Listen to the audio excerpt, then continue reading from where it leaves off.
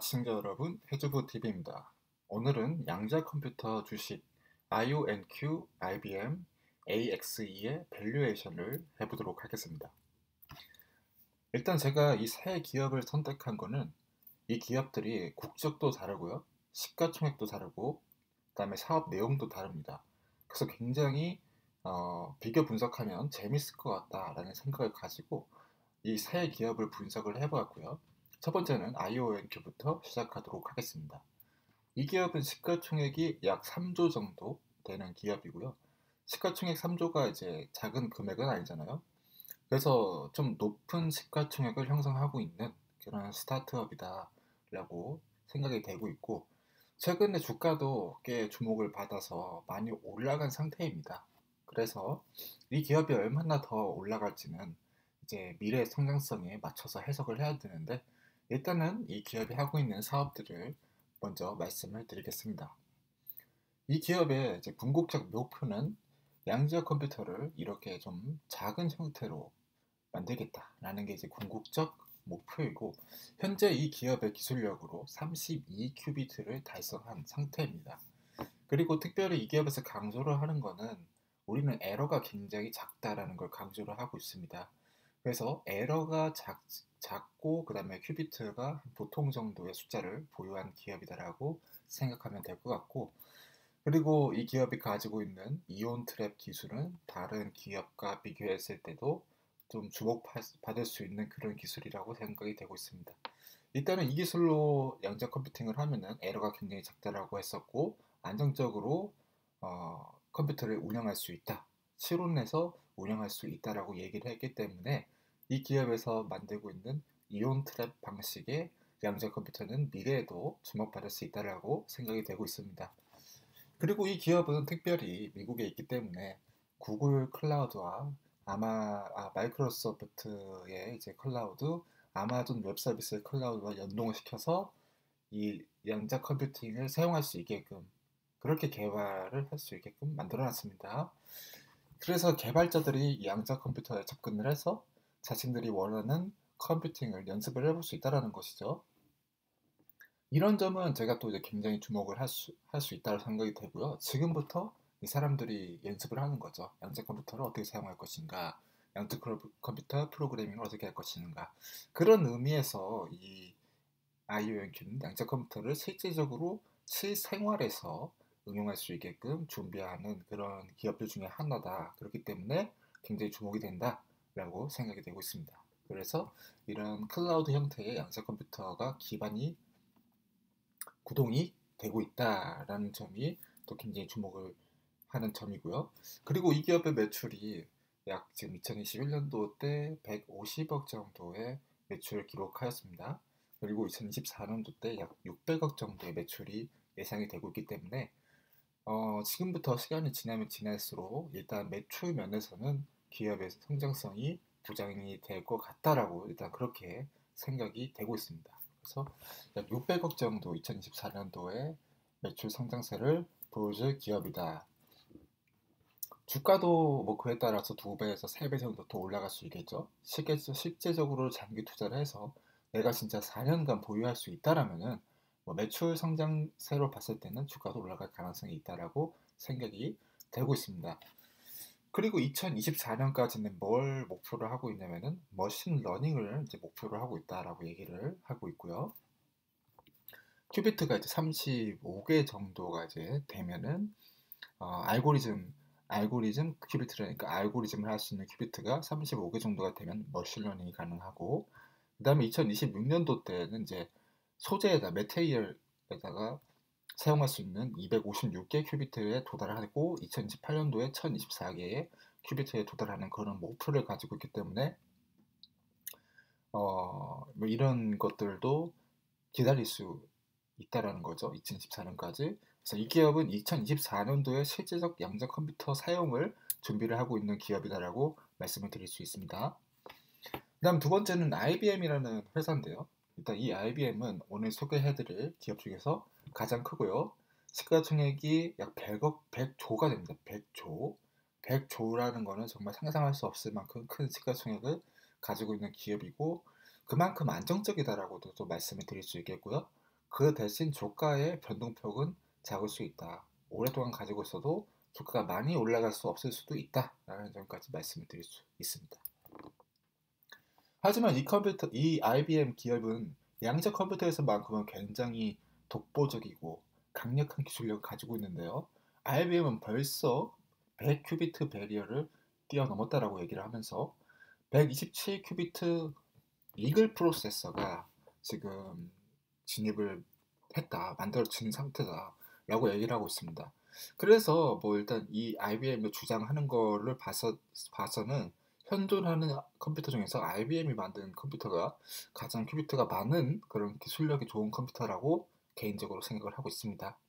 하지만 그 에러 컬렉션이라고 해서 이 양자 컴퓨터 이온 트랩 방식보다는 아마 에러 컬렉션이 조금 어려운 컴퓨터라고 생각이 되어서 정확도에서는 아이온 큐보다는 앞서지 못할 것으로 그렇게 생각을 하고 있고요. 이 기업에서 제시하는 로드맵에 따르면은 일단 벌써 IBM은 큐비트가 100개 이상을 돌파했어요. 65개를 돌파해서 지금 127개라고 나와 있죠.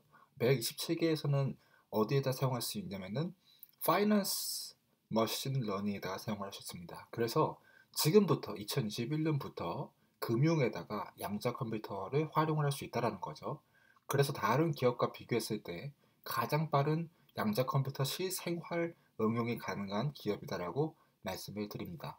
그리고 2023년부터는 1100개 큐비트에 도달을 하게 되면서 이제 양자 컴퓨터가 사용될 수 있는 분야가 무궁무진하게 되어서 내추럴 사이언스, 파이낸스, 옵티미제이션, 그리고 머신러닝 모든 웬만한 분야의 이제 대부분에다가 이제 사용이 가능할 수 있게끔 되는 그런 단계에 진입을 하는 게 바로 불과 2년 후다. 라고 IBM에서 주장을 하고 있습니다. 그래서 그 어느 컴퓨터 기업보다 더 많은 큐비트를 가지고 있는 기업이 IBM이 될 것이고 실생활 응용에 가장 빠른 양자 컴퓨터가 바로 IBM에서 나올 가능성이 있다는 점까지 말씀을 드리고요. 재무적인 부분에 있어서는 역시 대기업답게 지금 발생하고 있는 수익은 약 17조 정도가 되고 있습니다. 17조 정도 되고 있고요. 이게 다 양자 컴퓨터에서 발생하는 게 아니죠. 일반적인 클라우드나 아니면은 컴퓨팅에 관련된 거나 서버나 뭐 그런 쪽에서 다 토탈 합쳐서 117조가 발생하는 거고 들쑥날쑥하지만은 일단은 안정적인 재무적 흐름을 갖고 있기 때문에 이런 튼튼한 회사의 현금 흐름을 기반으로 해서 양자 컴퓨터 개발에 더 박차를 가할 수 있는 그런 기업이 될 수도 있다. 성공성이 높은 기업이 될 수 있다라고 말씀을 드립니다. 마지막으로 이제 호주에 있는 AX이라는 또 양자 컴퓨터 관련 기업에 대해서 말씀을 드릴 텐데요. 시가총액은 2,800억 원으로서 지금 앞서 말씀드린 두 기업에 비해서 가장 작은 시가총액을 가지고 있는 기업이고요. 그래서 또 뭐 더 많은 변동폭을 가지고 움직일 수 있는 그런 주식이 될 수 있다라고 생각이 됩니다. 레비뉴는 앞서 말씀드린 기업에 비해서 가장 초라한 기업이고요. 현재 레비뉴 발생 6억도 안 됩니다. 6억도 안 되고요. 얼마라고 하니까 610억 6천만 원 정도의 레비뉴 발생하고 있고 net 프로핏은 마이너스 60억입니다. 그래서 말도 안 되는 이 마이너스가 지금 발생을 하고 있어서 자본 잠식의 위험이 있기 때문에 투자에는 가장 위험한 기업이 될 수 있다고 생각이 되고요. 그럼에도 불구하고 호주 주식시장에서 정말 큰 폭의 상승률을 기록하였고 현재 지금 들고 있는 캐시가 약 300억 정도의 캐시를 가지고 있고요. 뭐 자기가 이제 인텔과 AMD와 IONQ와 레지티 컴퓨팅과 그다음 엔비디아와 맞수가 될 것이다라고 주장을 하고 있기 때문에 또 주목할 수 있다고 생각이 되고 있습니다. 그리고 이 기업에서 개발하고 있는 큐비트 프로세서 칩이 있는데 이 칩 또한 좀 괜찮은 성능을 보여줄 것으로 예상이 되고 있고 이게 어디다가 사용이 되냐면은 빅데이터, 핀테크 어플리케이션에다가 AI에다가 사용된다라고 하니까 적어도 큐비트가 34개 이상은 아닐까라고 개인적으로 짐작을 해보고 있습니다. 그래서 뭐 이런 부분들을 봐서는 일단은 다른 큐비트 시스템보다는 좀 더 메리트가 있어 보이기도 하고요. 뭐 로우 템퍼레처에서 가능하고 하이 어, 그러니까 상온에서 사용이 가능하다라고 하는 또 실온 작동이 가능한 프로세서 칩으로 보이기 때문에 이 AX2 또한 나쁘지 않아 보이는 투자가 될 수 있을 거다라고 생각이 됩니다. 그리고 이 기업에서도 얘기를 하는 게 뭐냐면은 현재 아까 처음 말씀드렸던 지금 양자 컴퓨터 트렌드가 클라우드 먼저 이제 사용이 되고 그 다음에 엣지로 넘어오게 되는 형태로 간다라고 했잖아요. 그런데 지금 이 AX가 주목하는 거는 퀀텀 파워드 모바일 디바이스라고 해서 모바일 디바이스에다가 이 지금 큐비트 프로세서를 사용을 하겠다라는 거죠. 그래서 지금까지 지금까지 말씀드렸던 기업들 중에서 가장 야망이 큰 기업이다. 모바일까지 축소시킬 그런 어, 전략을 가지고 있는 기업이다. 그래서 꿈과 포부는 마음에 드는 기업이다라고 생각이 되고 있습니다. 그리고 실제적으로 이제 National Research Infrastructure for Australia 이 가버먼트 기관에서 어느 정도 지원을 받고 있는 것으로 이제 보여지고 있고요. 현재 2021년도까지 계속해서 퀀텀 컴퓨터에 관련해서 연구하여 왔고, 그다음에 온칩 큐비트 컨트롤까지 지금 만들어지는 칩 형태의 컨트롤까지 가는 그런 수준의 기술력에 도달한 상태이기 때문에 이 기업도 앞으로 계속해서 볼 수 있는 양자 컴퓨터 기업이다라고 말씀을 드립니다. 그래서 오늘 이렇게 총 3가지 양자 컴퓨터 핵심 기업 밸류에이션 그리고 비교를 해봤는데요. 뭐 재밌죠? 저기 수많은 국가에 이런 양자 컴퓨터 기업이 있다라는 게 참 신기하기도 하고요. 저마다 또 다른 모습과 형태를 가지고 있고 시가총액도 다르고 또 사업을 하는 기업도 다르기 때문에 투자에 굉장히 우리에게 과제를 던져주는 그런 기업들이다라고 생각이 되고 있습니다. 이런 기업들 중에서 내가 마음에 드는 기업을 찾아서 투자를 하시는 것은 이제 각자의 생각이고 각자의 마음이라고 생각을 하고 있고요.